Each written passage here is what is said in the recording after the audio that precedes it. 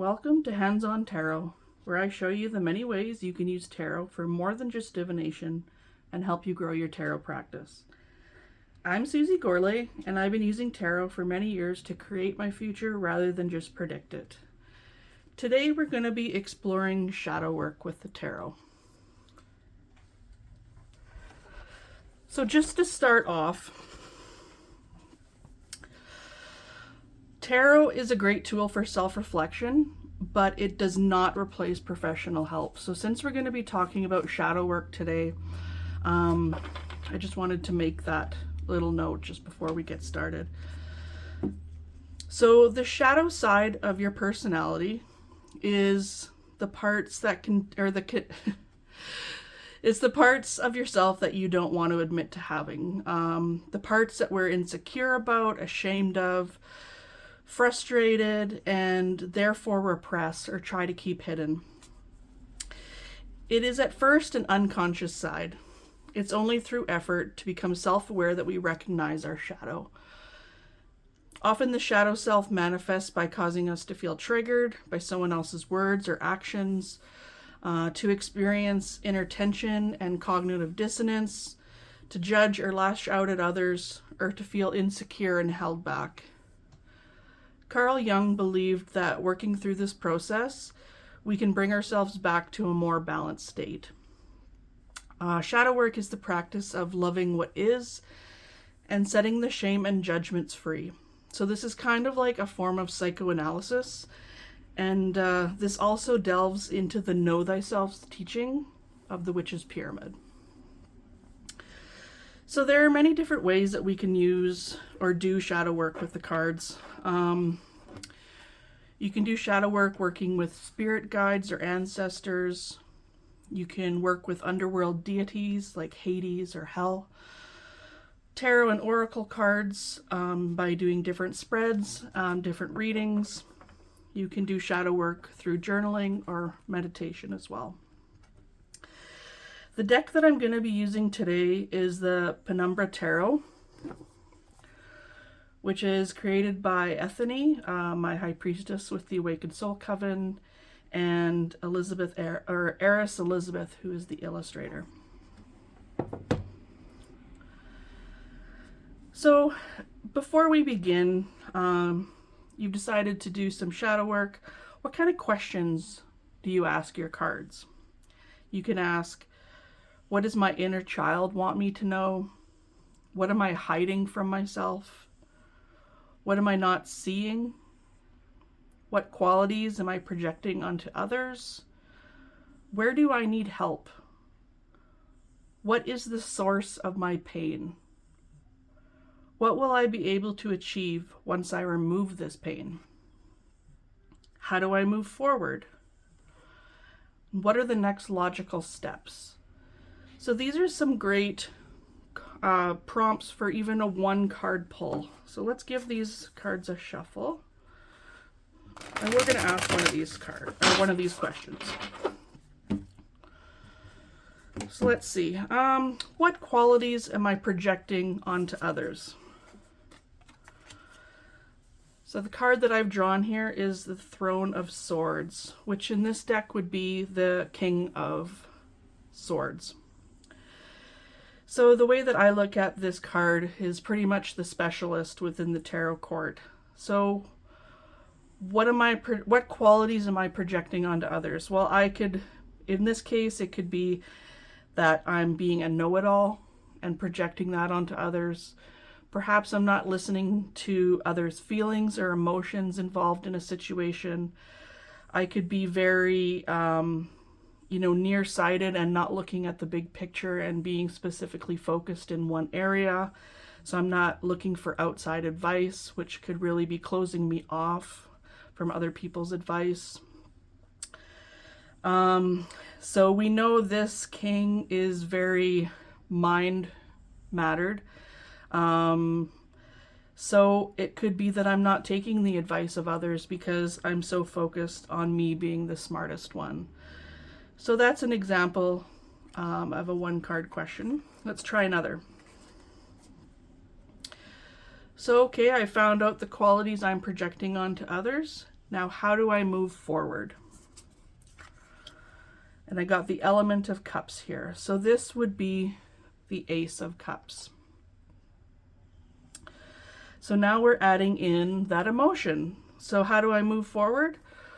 Well, because I wasn't including that emotion, or I haven't been including that emotion, now is the time to start integrating that. I need to put feeling into my logic and my reasoning, add some intuition as well, perhaps use some creativity, maybe go with the flow a little more instead of being so rigid. You know, I could look at this as even perhaps some words that I've used in the past have hurt other people, and I need to be a little bit less blunt perhaps, or explain myself in a way where there's no miscommunication. So that might help me there. So for this next part, I'm going to look at some different spreads here.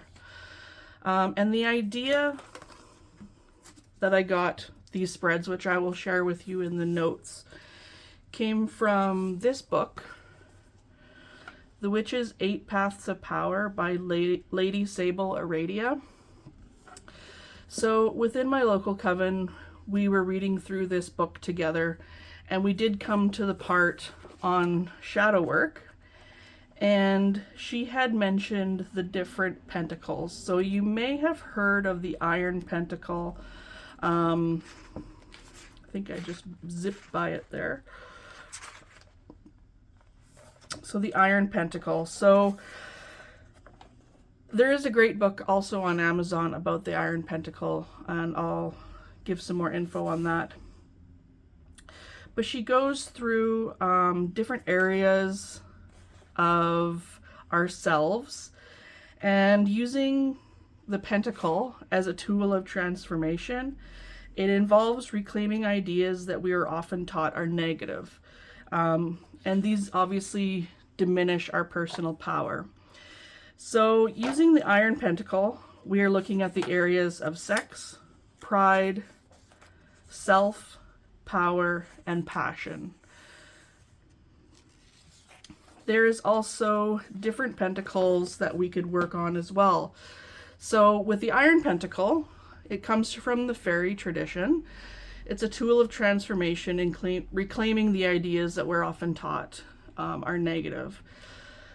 There is also a rusted pentacle, and this rust pentacle is the decayed and demeaned reflection of the Iron Pentacle, where the Iron Pentacle rusts when our flight response is triggered, and instead of dealing with the issues, we run from them. So I'm just going to go through this spread with you, and we're going to kind of talk about it in different ways.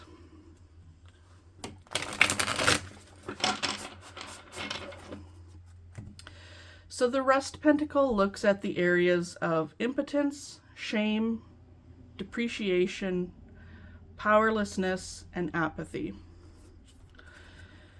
So for a card at the top here, I'm looking at impotence. Where can I take my power back? Card number 2, shame. Where can I share my my fear safely? Card number 3, depreciation. How can I show my true worth so others notice? Card number 4, powerlessness. What is the best way to react or act in this situation? And card number 5 is apathy.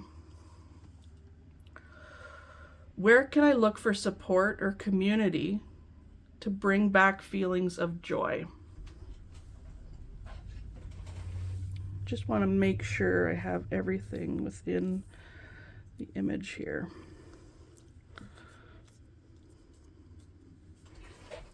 Okay.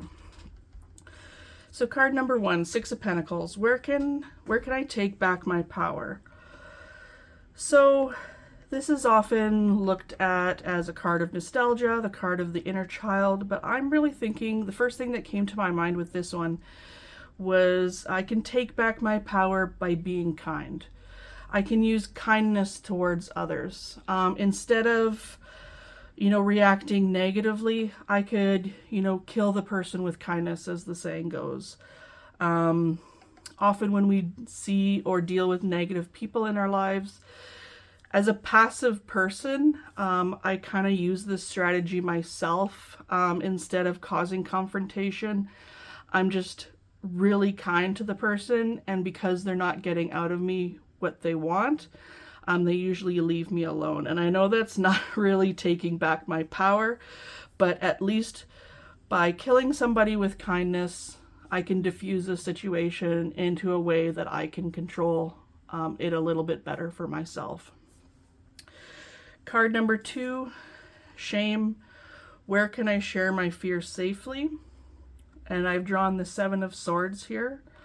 For this one, I think it might be I may not have that place just yet. I may not have a community or a group of people where I feel like I can really share my fears safely.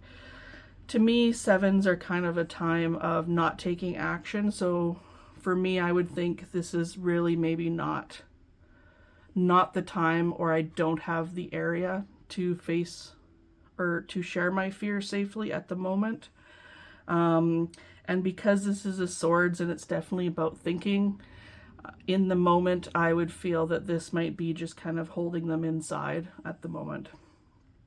Not necessarily a great thing, but that's what I take from this card. Card number 3, depreciation. How can I show my true worth so others take notice? And I have 10 of Torches, which is 10 of Wands. So, showing that I work hard, showing that I put dedication into the things that I show passions in, being creative in areas that bring me joy, looking for adventure, and not doing things half-assed, really doing things to the best of my ability, shows people that I have determination. It shows people that I'm someone who they can count on, and somebody who does want to help in those situations. So when looking at that one, especially compared to the 6 of Pentacles here with kindness, I'm showing kindness, and as a result, they might call on me to, prove myself in a way where I definitely can show my worth, rather than having to worry about confrontation there. Card number 4, powerlessness. What is the best way to react or act in this situation? Very interestingly, I pulled the card of Justice. So best way to react or act in this situation is to be fair. First thing that comes to mind with this is treat others how you wish to be treated. Not to say that if someone treats you badly, you should treat them, badly, just to be fair. But, treat others how you wish to be treated. And with that, especially with this kindness coming up and showing hard work and determination, finding that balance of logical and intuition, working together with that, working with dualities. So if it's somebody who's very aggressive and I'm very passive, trying to meet in the middle. And also knowing that I do, hold a sword for intellect and wisdom and experience. So using all those things that I have, as tools to help me go forward. And card number 5, the card of apathy. Where can I look for support or community to bring back feelings of joy? And I've pulled the High Priestess here. So where can I look for support? Possibly with other people who share the same values as me. Other people who may be a little bit more passive as well. Others who trust their intuition. The High Priestess, to me, in relation to the Magician, is a more passive card. So that's why I feel like I connect with the High Priestess, being a very passive person, but not somebody who lets things slide or lets people walk all over them. The high priestess is, someone that does hold a lot of power, and again uses those tools available to them. And with that moon reference as well with the high priestess, this does bring up some aspect of shadow work, bringing up those hidden emotions and those things we wish to hide, much like the moon card. It could be that maybe I do have to step out of my comfort zone and try to be a little bit more assertive, not necessarily go all the way to being aggressive, but being assertive as well. So there's an example. You can use the Rest Pentacle to help you work through some shadow work that way. So working with the Rest and the Iron Pentacle, and the next one that we are going to talk about here, which is the Gilded Pentacle. These ones are when fear prevents you from manifesting iron, which in the Iron Pentacle. So the Gilded Pentacle is the opposite of the Iron Pentacle, the Rest Pentacle, but it is also based in fear. So aggression rather than a passive action. The Gilded Pentacle is more like fool's gold rather than real gold, so that's important to consider. It's a false coating that hides the rest beneath. And this is the fight response to fear, where the Rest Pentacle was the flight response. So I'll share those 3 spreads within the notes and within my website as well. So why tarot is such a great tool for delving into emotions. We can use tarot to map the true self using imagery to find a pathway and solve the puzzles of life, while gaining insight into mental, emotional, and rational problems and opportunities. Using the cards in a representational manner, which I'll show you next, rather than a divinatory way, can help uncover hidden dimensions. So using emotional stacks. And when people come to know the deep currents of their consciousness, they can start to learn techniques that'll be helpful. So the usefulness of the tarot as a healing tool is becoming a lot more recognized. And the book that really explains this very well is Tarot at a Crossroads, The Unexpected Meeting of Tarot and Psychology. So I myself have my degrees in psychology, so mixing tarot and psychology together really appeals to me. So I wanted to include that within talking about shadow work here. So I'd mentioned creating emotional stacks. So what are those? Emotional stacks refer to groups of 2 or more feelings or 2 or more cards lying beneath one another. So emotions seldom travel alone, and it's almost always when one feeling is expressed that there's at least one more difficult feeling beneath it. So working with the tarot in this way, we can bring underlying emotions to the surface, much like the moon card. And what we're doing is allowing the images of the cards to help us discover and communicate with deeper feelings. So to do this, I'm going to look through my cards. So instead of pulling a card at random, I'm going to pick a card with an image that represents my present, here and now feeling as I recall a difficult situation. So if I think of, this card comes up to mind. I had mentioned perhaps dealing with difficult people at work. So, 8 of Torches might be one that I look at.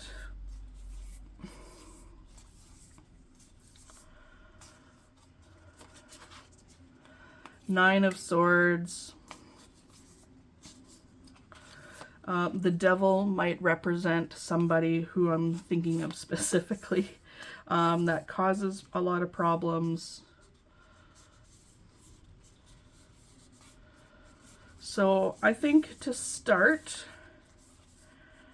I am going to look at the Eight of Torches as my present feeling as I recall a difficult situation of dealing with a difficult person at work.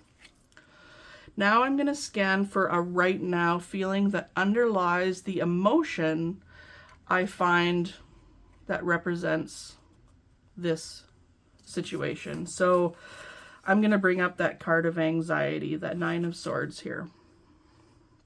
So I've created 2 cards in my stack so far. Now I'm going to sink down a little bit deeper, and I'm going to find another hidden feeling beneath these 2. So the Five of Swords comes to mind, but I am just specifically looking at the images. So I'm going to bring that card up. This card's kind of a neat one, this Ten of Swords, to indicate, you know, a lot of fear. I really like that one.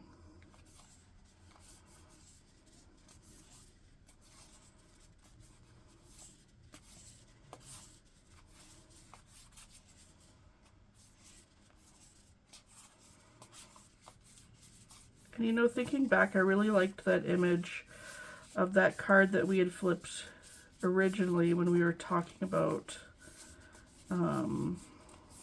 this one here, the Element of Cups. I'm going to pull that one out as well.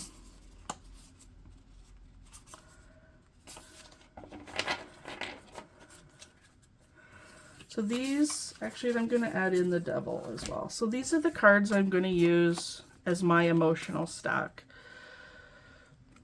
So I have the Five of Swords. Well, we'll start with the Eight of Wands here. Actually, that's not the one I really want.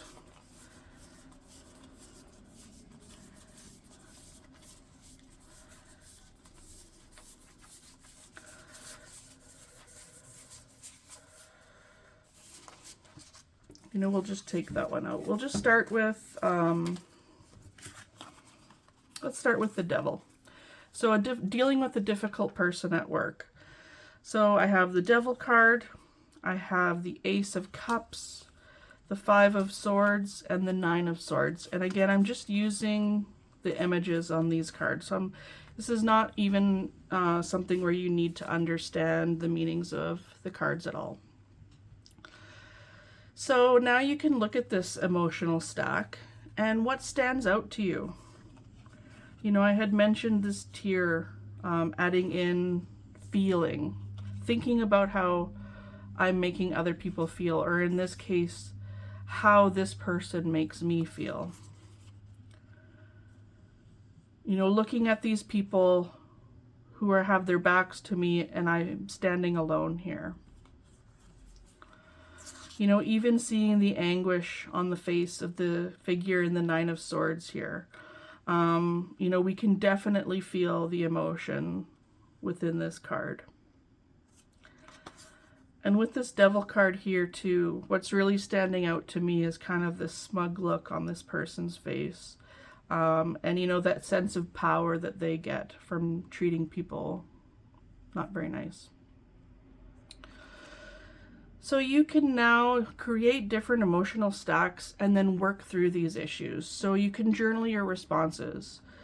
So you could write, my primary focus when pulling these cards has been, so in this example, dealing with a difficult person at work. My dominant feeling about this situation is, and a lot of these cards that I've pulled seems to be loneliness, you know, feeling like crying and having a lot of stress and anxiety and feelings of hopelessness.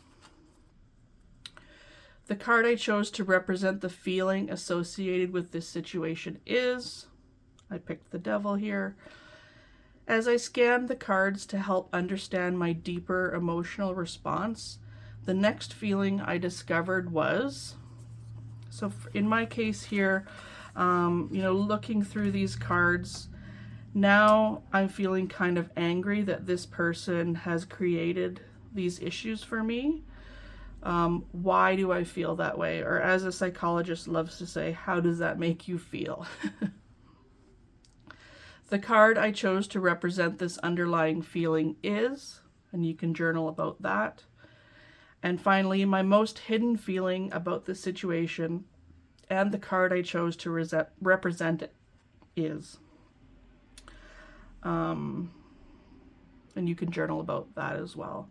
So this is one way that you can use the images within the cards to help pull out how you're really feeling about a situation, because sometimes you don't have the right words to describe your situation, but the images can really bring out a lot of feeling. Just gonna shuffle those back in.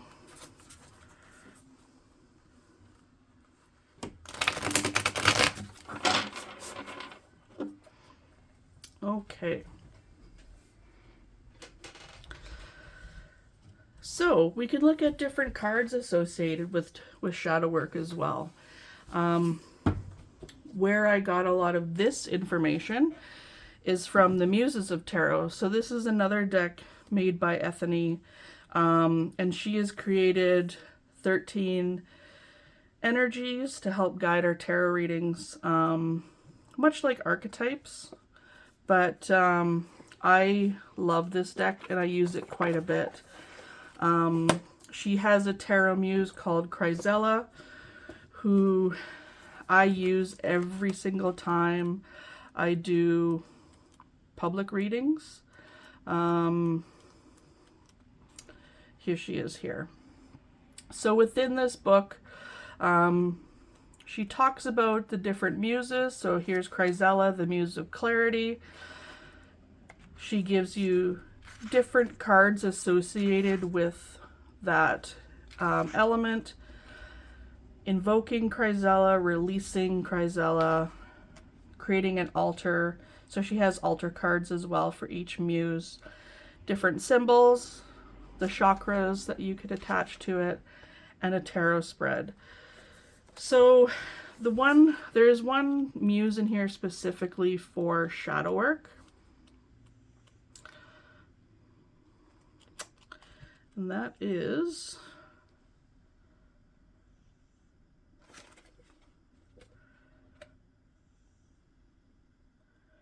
let's see here.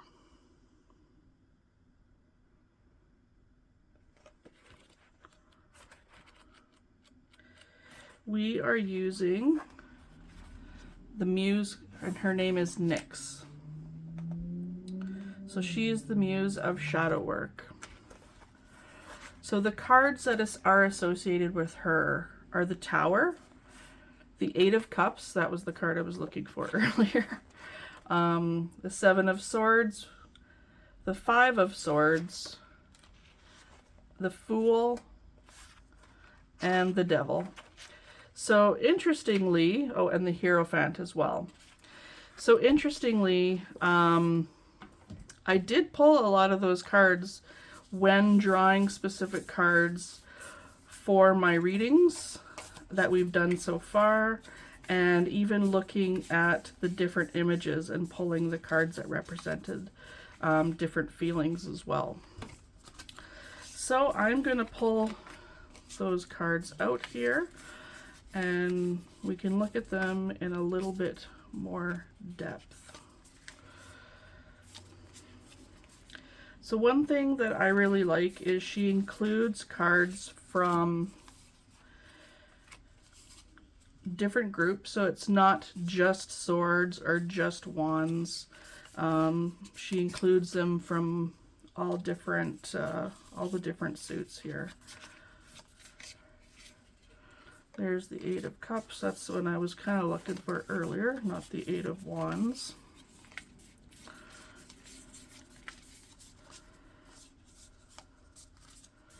So I need the Fool still, the Tower, and I think that's it.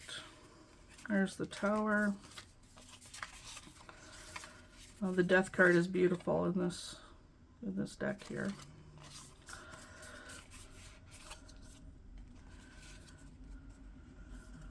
There we go. Okay, So I think I have them all here. So we'll start with the Tower. So when dealing with shadow work and other readings in general, the Tower can quite often be a scary card. The Tower represents a crisis or a breakdown. It can be very jarring and unpleasant. This could represent the catalyst to begin your shadow work as well. So if you're doing a spread and this Tower comes up for you quite often, that might be an indication that shadow work might be a method of working through, you know, the issues that come up for you. The Eight of Cups are, you know, all about walking away from something, a journey of self-exploration. Quite often there's unknown terrain. Often the moon is eclipsed, so that's a time of convergence. And knowing when to let go of things as well. So this is a great card that if it comes up in your readings, it could be indicative of shadow work and walking away from something. The Seven of Swords. This is about putting into perspective the role you play in other people's lives. It was interesting, you know, that this card came up when we did our Rest Pentacle.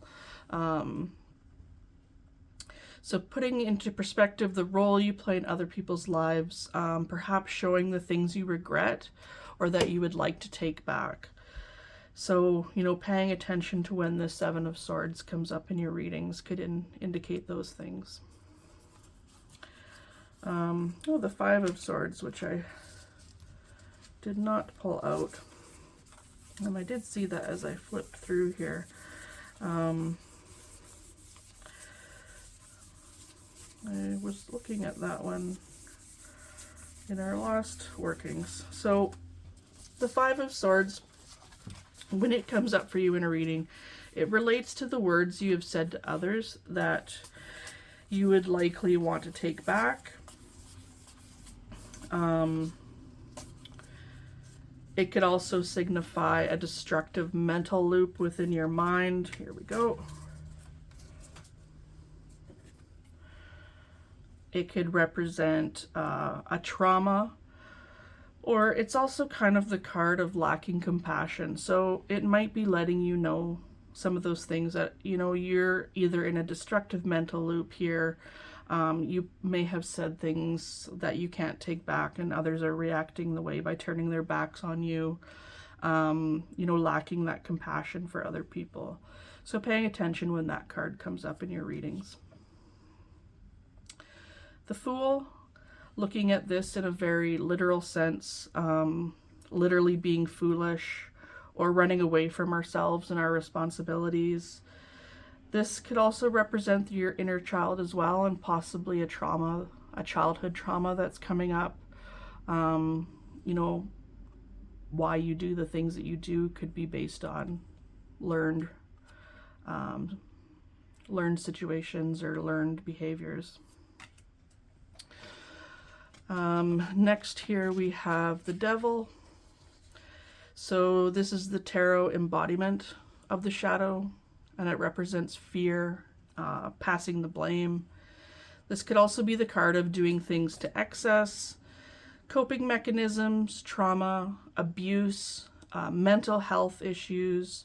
This card also represents giving your power away and feeling helpless and hopeless, much like the Pentacles that we looked at. Giving away your power, feeling diminished in those areas. The Devil is a card that really points out to us that we are being diminished and our power is being taken away. When I pulled this card for my emotional stack, feeling my power being taken away from this negative person at work. And finally, with the Hierophant, kind of coming up for shadow work, might be an interesting concept. But in shadow work, this card represents experiences that are inflexible, exclusive, possibly closed-minded. The shadow aspects of control, domination, fear, and order. This could also represent a mob mentality or the need to fit in and conform. So we do see a lot of conformity within traditional institutions. And this card also shows the dark powers that society groups, communities within, even our modern world, the dark powers that they can have on us or hold over us. And a lot of that is limiting beliefs and being brought up in certain ways where we believe lies that have been told to us. So when you see these cards come up for you in readings, they can be indications of shadow work, and you could also use these within your shadow work as well. So those are the Tower, the Eight of Cups, the Seven of Swords, Five of Swords, the Fool, the Devil, and the Hierophant. And within the tarot, or the Muses of Tarot book, she definitely goes into a lot more detail about these cards and what they might indicate on a bit more of a detailed level. So I'd like to include the tarot spread for shadow aspects, which is what we're going to do right now, and I'll share the spread with you as well. Ethony uses Nick's card at the top here. If you want to do the spread and you don't have this deck, of course you can use a significator card at the top here, or the thing that you'd like to work on. So I'm going to give my cards a shuffle here.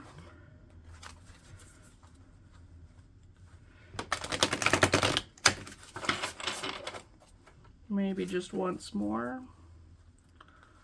Whoop.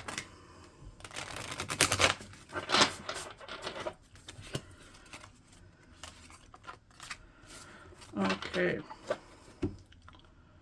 So this is a 6-card spread.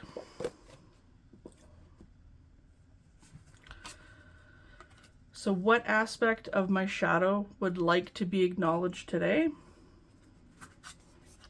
How has this been impacting my life? What is the shadow aspect trying to show me? How can I learn to integrate this aspect into myself? How best can I support my integration, healing, and journey? And finally, what can I release today? So these are the 6 cards that I have pulled here. Put them in the screen a bit better.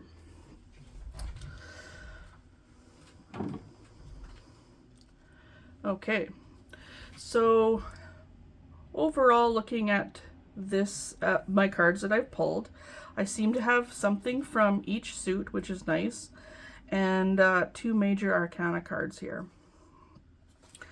Looking at the colors, I see a lot of green. To me, that could represent the heart chakra. So, it affecting my heart and my emotions, which is definitely true. And yes, let's work through this. Okay, so what aspect of my shadow would like to be acknowledged today? And here we have the 3 of Torches. So looking at 3s, to me, that's about community, support, and growth. Looking towards trying to integrate myself a little bit more within community, get myself out there, perhaps feeling a bit more adventurous, not being so passive, looking for a community where I can really shine, create excitement in my life as well. I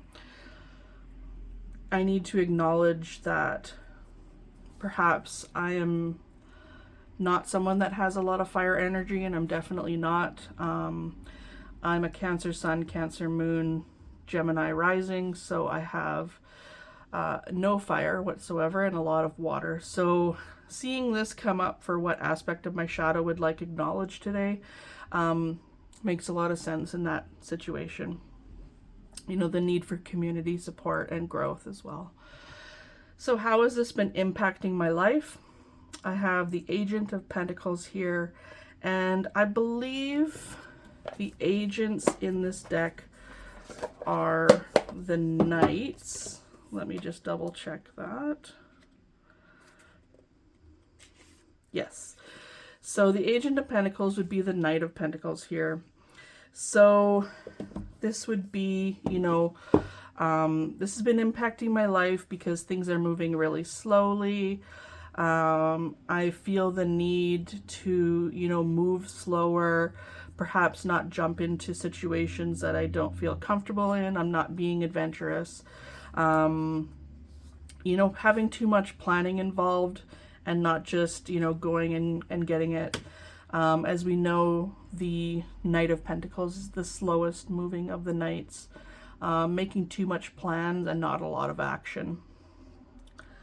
So how is it impacting my life? I'm just not really stepping into, you know, or stepping out of my comfort zone and progressing forward or finding that growth.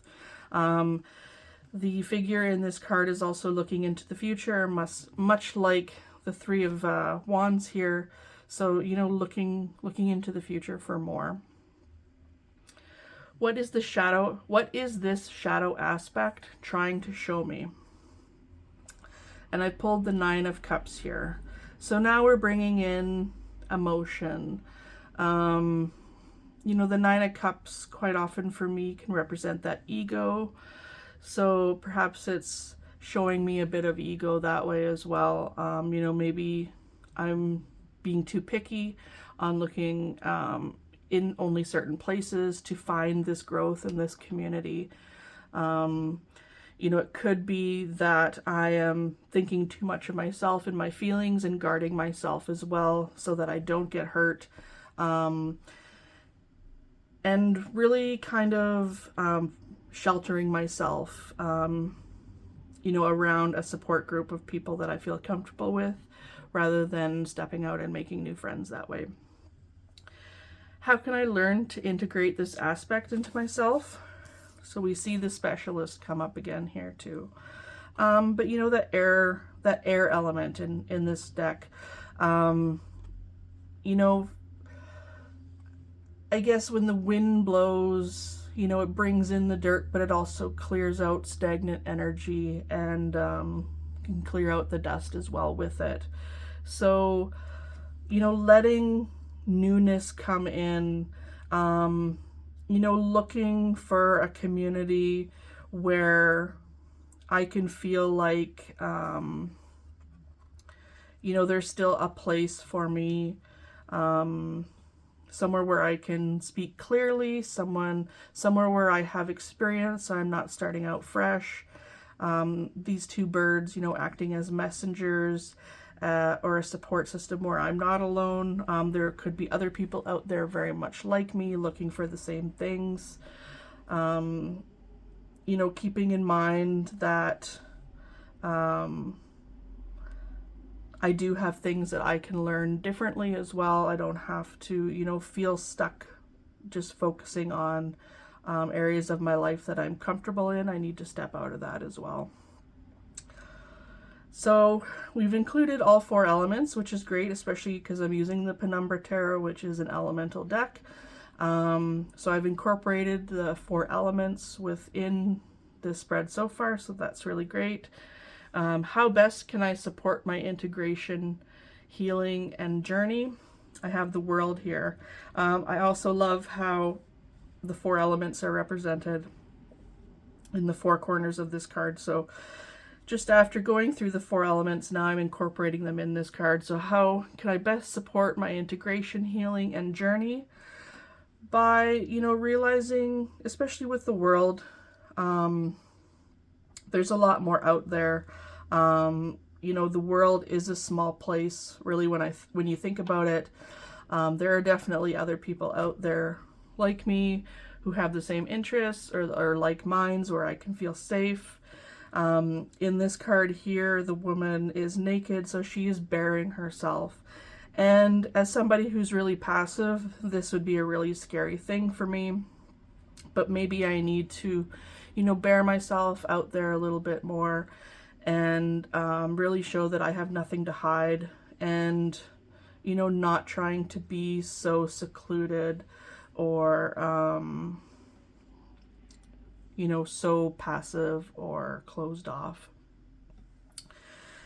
And card number 7, what can I finally release today? And we have the Hanged One. This card is kind of nice to end with here. Card number 12. This is, someone who looks very comfortable, even though to me this would be a very uncomfortable position. What can I release today? This person looks, free, go with the flow type. They are not hanging upside down. But looks like he is in air coming down. Looks very fluid in their movements as well. They could use these ropes to flip around. I'm thinking kind of like Cirque du Soleil. And using the environment and using the tools around them to help them, maneuver in different aspects. So I can release, these thoughts of being uncomfortable, these thoughts of being tied down or stuck or being rigid, be a lot more bendy, be a lot more fluid. I can still be myself and enter a situation that may be very different for myself, but still, make it a comfortable situation. So I'll share this spread within the show notes and on my website as well. Of course, there is so much more to discuss with shadow work, but I just wanted to really touch on some of the some ways that you can start to develop shadow work. You really have to be in the mindset to begin this, so don't force yourself to do this if it's not something you're ready for. And again, counting on a professional is the way to go. Tarot is great for this sort of thing, for journaling and whatnot, but don't rely on tarot to make the decisions for your life, especially when it does involve mental health and, bringing up difficult situations. So again, the deck that I used is the Penumbra Tarot by Ethony and Eris Elizabeth. One thing also that I should mention is within this deck, there are songs relating to every single card. So for example here, the Six of Torches is Playing with Fire by Blackpink. The World card is Brave New World by Calandra. There is a playlist available for this card or this deck. I've made it on my Spotify account. I'll link to that as well. So if you're working with tarot, it's kind of a fun way of listening to different songs based on the different cards as well. And again, to touch on the other aspects that I used today. So the Muses of Tarot. This is a deck also by Ethony. I really, really, really love this deck. I use it, as I say, quite often. There is Tarot at a Crossroads by Doctors Daniels and Daniels. So it is kind of a different way of using tarot. They do mention emotional stacks quite a bit, using tarot for meditation and those sorts of things. So if you're interested in combining psychology and tarot, this is a very good book for that. And finally, The Witch's Eight Paths to Power by Lady Sable Aradia. This really doesn't cover a lot about tarot, but it was the Iron Pentacle, the Rust Pentacle, and the Gilded Pentacle ideas that I got from this book. So I do recommend this book as well. And I should also mention that these topics that I'm discussing with you for the podcast are topics that I've discussed in the past with the tarot circle that I facilitate. So it began in November 2020, and we are still going strong. If this is something that you might be interested in to joining in with my tarot circle, it's called the Sage Wind Tarot Circle. I do link to it on my website, so I will share a bit more about that. If you are interested in joining, it's free online. The event will be through Facebook, but we do our discussions through Jitsi Meet, which is much like Zoom, but a free version. So it seems to have worked for us. And our next meeting will be Sunday, March 26th, 2023. This is in Saskatchewan time, and I think daylight savings switches at that point, and we don't follow daylight savings in Saskatchewan, but I can link to our event, and the topic that we are going to discuss is elemental dignities. So if that's something you might be interested in, you can definitely join us in our discussion and create a regular tarot practice. So if that's something you're interested in, I will post links to that as well. So thank you for joining me. I hope you found this episode insightful. If you have any questions or comments, you can always email me at handsontarot@gmail.com. You can visit my website at susiegorley.com or find me on Instagram at handsontarot. Thanks for listening. I'm Susie Gorley, and I see tarot in your future.